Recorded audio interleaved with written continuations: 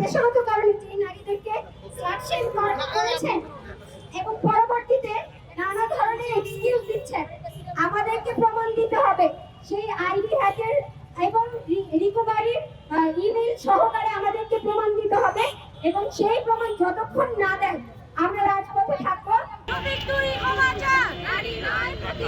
আপনারা কয়েকদিন আগে জামাতের আমিরের এই যে সাক্ষাৎকার দেখলেন, সাক্ষাৎকারে তিনি নিজের মুখেই বলেন, ওইটা তো আর হ্যাক করে তার মুখ থেকে কেউ বলাই নাই, যে তিনি এখন বলছেন আল্লাহ নারী নেতৃত্ব নাকি অ্যালাউ করেন নাই। তাহলে প্রশ্নটা রাখা উচিত, হাসিনারা বলে অতীতে শেখ হাসিনার সাথে তারা যান নাই, খালেদা জিয়ার সাথে যান নাই, তখন আল্লাহর পারমিশন কোথায় ছিল?